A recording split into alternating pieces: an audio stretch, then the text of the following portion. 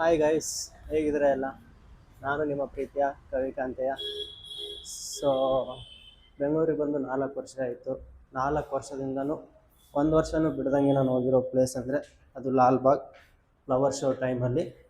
So ಪ್ರತಿ ವರ್ಷ ಮಾಡೋಂಗೆ ಈ ವರ್ಷವೂ ಫ್ಲವರ್ ಶೋ ಮಾಡ್ತಿದ್ದಾರೆ ಲಾಲ್ಬಾಗಲ್ಲಿ. ಸೊ ಬನ್ನಿ ನೋಡ್ಕೊಂಬರೋಣ ಫ್ಲವರ್ ಶೋ ಹೇಗಿದೆ ಅಂತ. ಏನು ಥೀಮ್ ಮಾಡಿದ್ದಾರೆ, ಎವ್ರಿ ಇಯರ್ ಒಂದೊಂದು ಥೀಮ್ ಮಾಡಿರ್ತಾರೆ. ಸೊ ಈ ಇಯರ್ ಯಾವ ಥೀಮ್ ಮಾಡಿದ್ದಾರೆ ಅಂತ ನೋಡ್ಕೊಂಬರೋಣ. ಗುರು, ಕಂಟೆಂಟ್ ಕ್ರಿಯೇಷನ್ ಅಂದರೆ ಏನೋ ಅಂದ್ಕೊಂಡ್ಬಿಟ್ಟಿದ್ದೆ ನಾನು. ಬಟ್ ತುಂಬ ಕಷ್ಟ ಗುರು ಇದು ಕೆಲಸ. ವಿಡಿಯೋ ಮಾಡೋಕ್ಕೂ ಅದರಲ್ಲೂ ನನ್ನಂಥ ಇಂಟ್ರಾವರ್ಟ್ಸ್ಗಂತೂ ಈ ಥರ ಕ್ಯಾಮ್ರಾನ ಹಿಂಗೆ ಹಿಡ್ಕೊಂಡು ಹೋಗ್ತಾ ಇದ್ರೆ ರೋಡಲ್ಲಿ ಹೋಗೋ ಬರೋರೆಲ್ಲ ನಮ್ಮನ್ನೇ ನೋಡ್ತಾ ಇರ್ತಾರೆ. ಸೊ ನನ್ನಂಥ ಇಂಟ್ರಾವರ್ಟ್ಸಿಗೆ ಇದು ತುಂಬ ಟಫೆಸ್ಟ್ ಜಾಬು. ತುಂಬ ಹಂಗೆ ಸ್ಕ್ರೋಲ್ ಮಾಡಿದಷ್ಟು ಈಸಿ ಅಲ್ಲ ಕಂಟೆಂಟ್ ಕ್ರಿಯೇಷನ್ನು. ಒಂದು ಸಾರಿ ಈ ಥರ ಪಬ್ಲಿಕಲ್ಲಿ ಕ್ಯಾಮ್ರಾ ಹಿಡ್ಕೊಂಡು ನೋಡಿ ಗೊತ್ತಾಗುತ್ತೆ.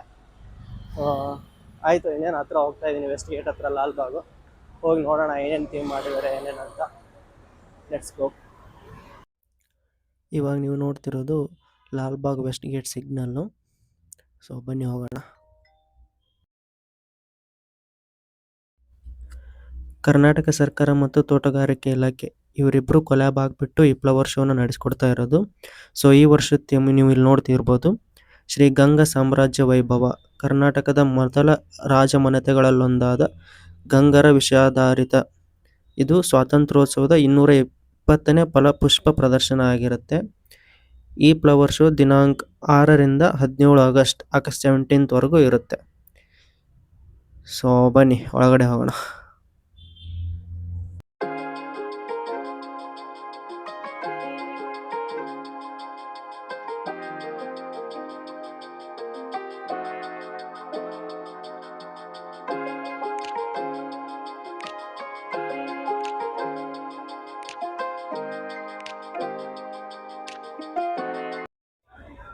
ಸೊ ವೆಸ್ಟ್ ಗೇಟಿಂದ ಲಾಲ್ಬಾಗಲ್ಲಿ ಒಳಗಡೆ ಬಂದಿದ್ದೀವಿ. ಬಂದುಬಿಟ್ಟು ಎಂಟ್ರೆನ್ಸಲ್ಲಿ ನೋಡ್ಬೋದು, ಎಂಟ್ರೆನ್ಸಲ್ಲಿ ಕಾಣ್ತಾ ಇದೆ. ಸೊ ಅಲ್ಲಿ ನೋಡ್ತಿರ್ಬೋದು ನೀವು, ಬೋರ್ಡಲ್ಲಿ ಹಾಕಿದ್ದಾರೆ. ಸೊ ಅಡಲ್ಟ್ಸ್ಗೆ 80 ರುಪೀಸ್ ಮತ್ತು ಮಕ್ಕಳಿಗೆ 30 ರುಪೀಸ್. ನೀವು ರಜಾ ಇರೋ ದಿನ ಬಂದರೆ ಅಡಲ್ಟ್ಸ್ಗೆ 100 ರುಪೀಸ್ ಇರುತ್ತೆ, ವಯಸ್ಕರಿಗೆ. ಸೊ ನಾರ್ಮಲ್ ಡೇಸ್ ದಿನ ಬಂದರೆ 80 ರುಪೀಸ್ ಇರುತ್ತೆ. ಮಕ್ಕಳಿಗೆ ವಿತಿನ್ 12 ಇಯರ್ಸ್ ಇರೋರಿಗೆ 30 ರುಪೀಸ್ ಅಂತ ಹಾಕಿದ್ದಾರೆ, ಇಲ್ಲಿ ನೋಡ್ಬೋದು.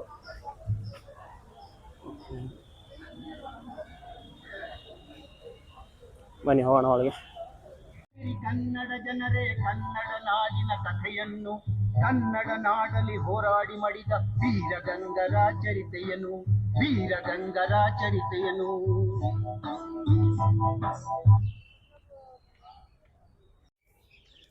ಸೊ ಅಲ್ಲಿ ಹಿಂದೆ ಕಾಣ್ತಿರೋದು ಲಾಲ್ಬಾಗ್ ವೆಸ್ಟ್ ಗೇಟ್. ಅಲ್ಲಿಂದ ಎಂಟ್ರಿ ತೊಗೊಂಡು ಈಗ ಗ್ಲಾಸ್ ಹೌಸ್ ಕಡೆ ಹೋಗ್ತಾ ಇದ್ದೀನಿ. ಬನ್ನಿ ನೋಡೋಣ, ದಾರಿಲಿ ಏನೇನಿದೆ ಹಂಗೆ ತೋರಿಸ್ಕೊಂಡು ಹೋಗ್ತೀನಿ. ಸೊ ಇಲ್ಲಿ ಬೋರ್ಡ್ ಹಾಕಿದ್ದಾರೆ, ಗಾಜಿನ ಮನೆಗೆ ಈ ಕಡೆ ಹೋಗ್ಬೇಕು ಅಂತ, ಗ್ಲಾಸ್ ಹೌಸ್ಗೆ. ಬನ್ನಿ ಹೋಗೋಣ.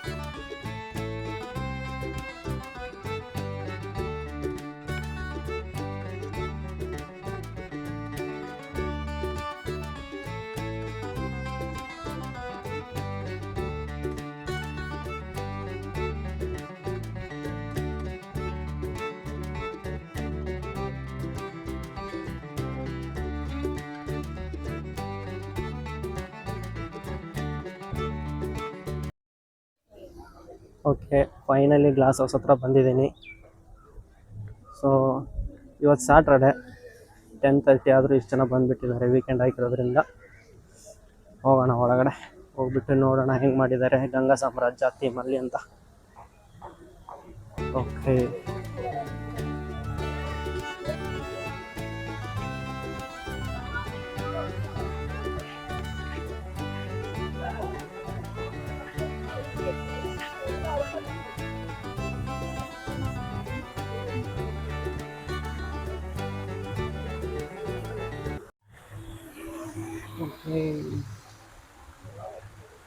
ಬನ್ನಿ ಒಳಗಡೆ ಹೋಗೋಣ.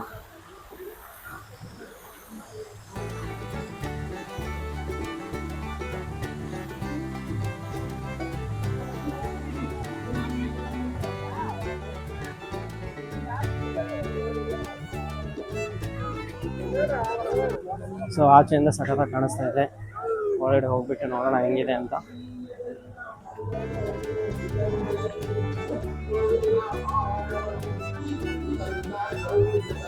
ನೋಡಿ ಹೇಗೆ ಕಾಣಿಸ್ತಿದೆ ಗಂಗರ ಸಾಮ್ರಾಜ್ಯ ಅಂತ. ಕನ್ನಡ ಜನರೇ ಕನ್ನಡ ನಾಡಿನ ಕಥೆಯನ್ನು ಕನ್ನಡ ನಾಡಲು ಹೋರಾಡಿ ಮಡಿದ ವೀರಗಂಗರ ಚರಿತೆಯನ್ನು. ಸೊ ಅಲ್ಲಿ ಎಂಟ್ರೆನ್ಸಲ್ಲಿ ಟಿಕೆಟ್ ತೊಗೊಂಡು ಬಂದಮೇಲೆ ಇಲ್ಲಿ ಡೈರೆಕ್ಟಾಗಿ ಗ್ಲಾಸ್ ಹೌಸ್ ಹತ್ರ ಬಂದಿದ್ದೀನಿ. ಸೊ ಅಲ್ಲಿ ಕೊಟ್ಟಿರೋ ಟಿಕೆಟ್ನ ಹಂಗೆ ಇಟ್ಕೋಬೇಕಾಗತ್ತೆ, ಯಾಕಂದರೆ ಇಲ್ಲಿ ಗ್ಲಾಸ್ ಹೌಸ್ ಎಂಟ್ರಿ ಆಗಬೇಕಾದ್ರೆ ಆ ಟಿಕೆಟ್ನ ಮತ್ತೆ ತೋರಿಸ್ಬೇಕು ನೀವು. ಸೊ ಅದನ್ನ ಸೇಫಾಗಿ ಇಟ್ಕೊಂಡು ಗ್ಲಾಸ್ ಹೌಸ್ ಹತ್ರ ಬನ್ನಿ. ಓಕೆ, ಇಲ್ಲಿ ನೋಡ್ಬೋದು ಆನೆ ಯಾಕೆ ಇಟ್ಟಿದ್ದಾರೆ ಅಂತ. ಬೇಕಾದರೆ ಇದು ಗಂಗರಾಜ್ಯದ ಲಾಂಛನ ಆಗಿತ್ತು ಆನೆ. ಸೊ ಅದನ್ನ ಇಲ್ಲಿ ಡಿಸ್ಪ್ಲೇ ಮಾಡಿದ್ದಾರೆ.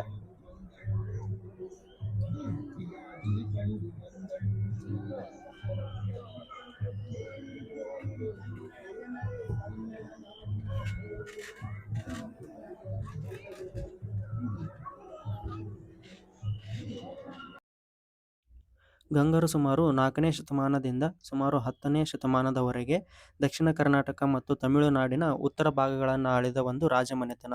ಇವರು ಪಶ್ಚಿಮ ಗಂಗರೆಂದೇ ಪ್ರಸಿದ್ಧರಾಗಿದ್ದಾರೆ. ಗಂಗರ ರಾಜಧಾನಿ ಮೊದಲು ಕುವಲಾಳದಲ್ಲಿತ್ತು, ಅಂದರೆ ಇಂದಿನ ಕೋಲಾರ, ಹಾಗೂ ನಂದಗಿರಿ ಇಂದಿನ ನಂದಿ ಬೆಟ್ಟ ಗಂಗರ ಕಾಲದ ಗಣ್ಯ ಕೇಂದ್ರವಾಗಿತ್ತು.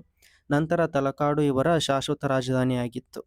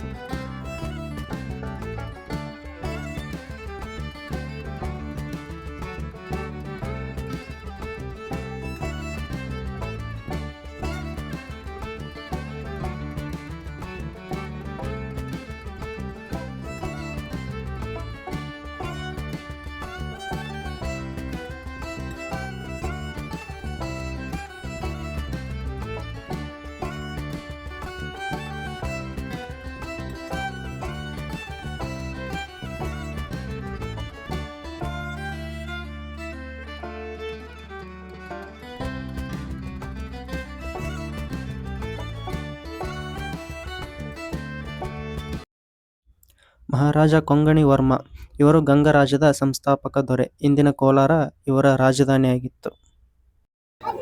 ಪರಾಕ್ರಮಿ ಗಂಗ ವಂಶದ ಶ್ರೀ ಪುರುಷ ಶತ್ರುಗಳನ್ನು ಬಗ್ಗು ಬಡಿಯಲು ಮದಗಜದಂತೆ ಉದಿಸಿದನು. ಅತುಲ ಭುಜಬಲ ಪರಾಕ್ರಮಿ ಗಂಗ ವಂಶದ ಶ್ರೀ ಪುರುಷ ಶತ್ರುಗಳನ್ನು ಬಗ್ಗು ಬಡಿಯಲು ಮದಗಜದಂತೆ ಉದಿಸಿದನು. ಭಾರತ ದೇಶದ ರಾಜರಾರು ಇವನ ಮುಂದೆ ನಿಲ್ಲದಾದರೂ ಚಕ್ರವರ್ತಿ ಎಂದು ಒಪ್ಪಿ ಕಪ್ಪ ಕಾಣಿಕೆ ತಂದು ಕೊಟ್ಟರು. ಭಾರತ ದೇಶದ ರಾಜರಾರು ಇವನ ಮುಂದೆ ನಿಲ್ಲದಾದರೂ ಚಕ್ರವರ್ತಿ ಎಂದು ಒಪ್ಪಿ. ಶ್ರವಣ ಬೆಳಗೊಳದಲ್ಲಿರುವ 10ನೇ ಶತಮಾನದ ಗಂಗದೊರೆ ಇಮ್ಮಡಿ ಮಾರಸಿಂಹನ ಸ್ಮರಣಾರ್ಥ ಈ ಮಾನಸ್ತಂಭ.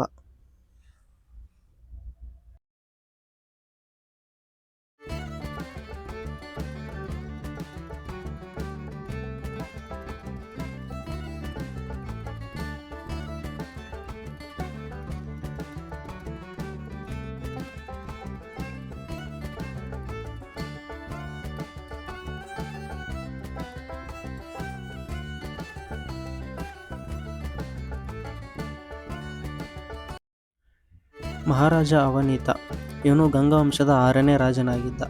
ಈತ 3ನೇ ಮಾಧವನ ಮಗ. ಇವನು ಶಿವನ ಆರಾಧಕನಾಗಿದ್ದ.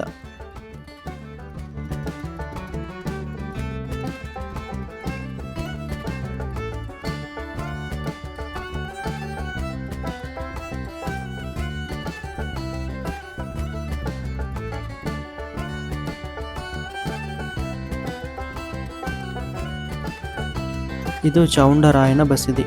ಗಂಗದೊರೆಗಳ ಮಂತ್ರಿ, ದಂಡನಾಯಕನು, ಸ್ವತಃ ಕವಿಯೂ ಆಗಿದ್ದ ಗಂಗದೊರೆಗಳ ರಾಯ ಕವಿ ರನ್ನನಿಂದ ಸಮರ ಪರಶುರಾಮ ಎಂದು ಗೌರವಿಸಲ್ಪಟ್ಟಿದ್ದ ಚಾವುಂಡರಾಯನ ಸ್ಮರಣಾರ್ಥ ಜೈನ ಬಸದಿ ಇದಾಗಿದೆ.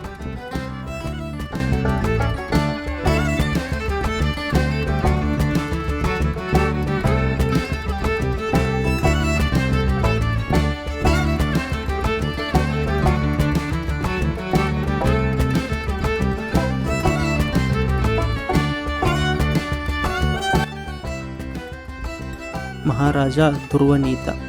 ಇವನು ರಾಜ ಅವನೀತನ ಮಗ ಮತ್ತು ಉತ್ತರಾಧಿಕಾರಿಯಾಗಿದ್ದ. ಇವನು ಶ್ರೇಷ್ಠ ವಿದ್ವಾಂಸ ಕೂಡ ಆಗಿದ್ದನು.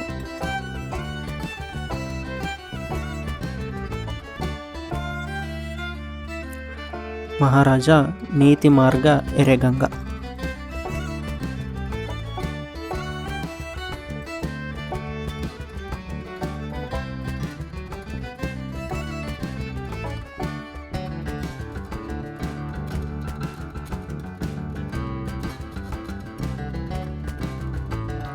ಮಹಾರಾಜ ಇಮ್ಮಡಿ ಭೂತುಗ.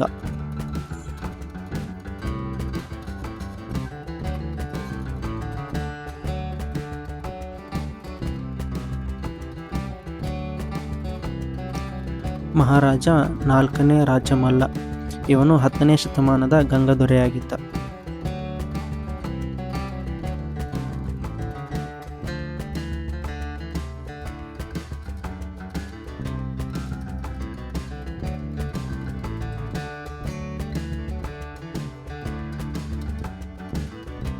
ಶ್ರೀ ಗಂಗಾ ಕಂದರ್ಪ ಲಿಖಿತವಿರುವ ಗಜಲಾಂಛನ.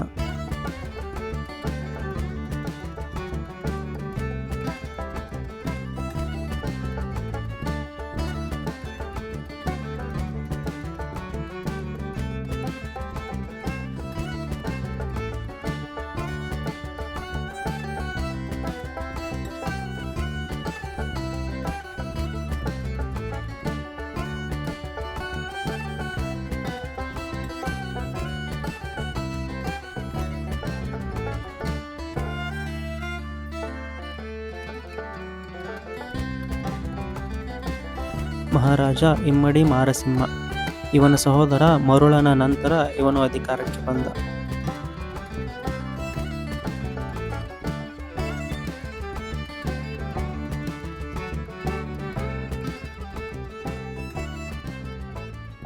ಮಹಾರಾಜ ಇಮ್ಮಡಿ ರಾಚಮಲ್ಲ. ಶಿವಮಾರನ ಬಳಿಕ ರಾಚಮಲ್ಲನಿಗೆ ಆಧಿಪತ್ಯವನ್ನು ವಹಿಸಿಕೊಡಲಾಯಿತು.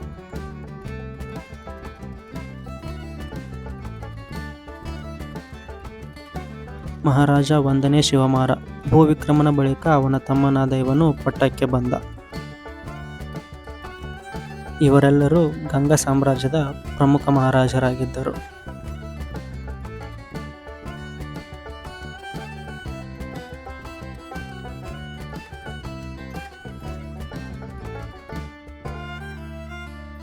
ಕಾಳಿ ನಾಯಿ ಸ್ಮರಣಾರ್ಥ ವೀರಗಲ್ಲು, ಆತಕೂರು, ಮಂಡ್ಯ.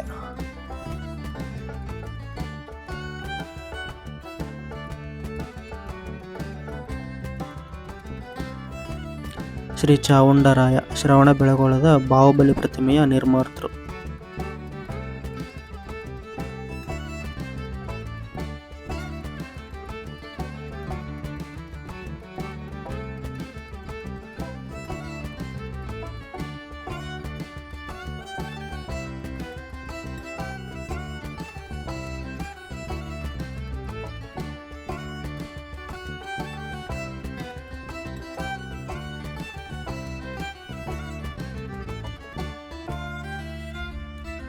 ರಾಚಮಲ್ಲನ ಮಂತ್ರಿಯಾದ ಚಾವುಂಡರಾಯನು ಶ್ರವಣಬೆಳಗೊಳದಲ್ಲಿ ಕ್ರಿಸ್ತಶಕ 980ರಲ್ಲಿ ಗೊಮ್ಮಟೇಶ್ವರನ ಏಕಶಿಲಾ ಮಹಾಮೂರ್ತಿಯನ್ನು ಕೆತ್ತಿಸಿದನು.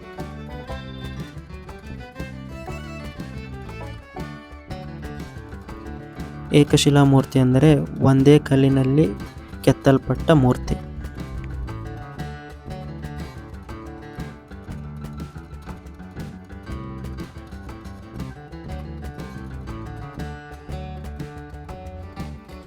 ಕವಿರತ್ನ ಬರಹ.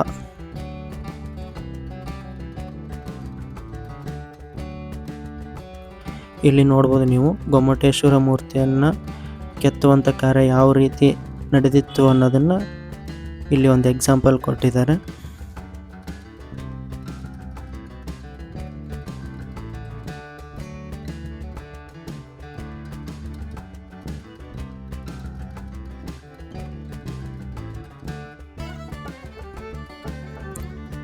ಯುದ್ಧದಲ್ಲಿ ಹೋರಾಡಿ ಮಡಿದ ವೀರನ ಸ್ಮಾರಕ.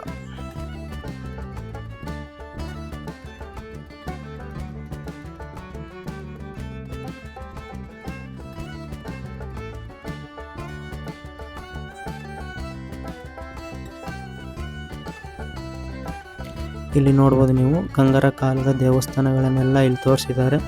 ತಲಕಾಡು, ಬೇಗೂರು ದೇವಾಲಯ, ವೈದ್ಯನಾಥಪುರ, ಬೇತಮಂಗಲ ವಿಜಯೇಂದ್ರ ದೇವಾಲಯ, ಎಲ್ಲ ದೇವಾಲಯಗಳನ್ನು ಇಲ್ಲಿ ತೋರಿಸಿದ್ದಾರೆ.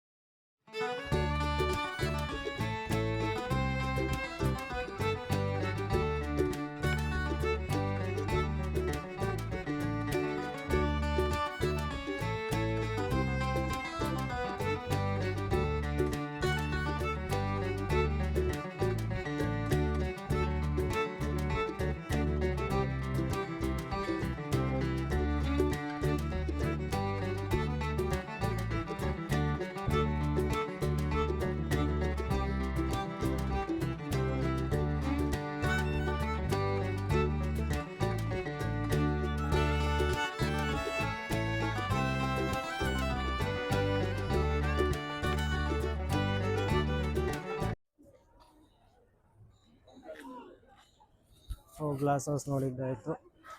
ಗ್ಲಾಸ್ ಹೌಸ್ ಮುಗಿಸ್ಕೊಂಡು ಇವಾಗ ಬೆಟ್ಟದ ಕಡೆ ಹೋಗ್ತಾ ಇದ್ದೀನಿ. ಒಂದು ರೌಂಡ್ ಹಂಗೆ ಬೆಟ್ಟ ಹತ್ಕೊಂಡು ಓಡಾಡ್ಕೊಂಡು ಅಷ್ಟು ಕಡೆ ಹೋಗೋದು ಇವಾಗ. ಬನ್ನಿ ಹೋಗೋಣ.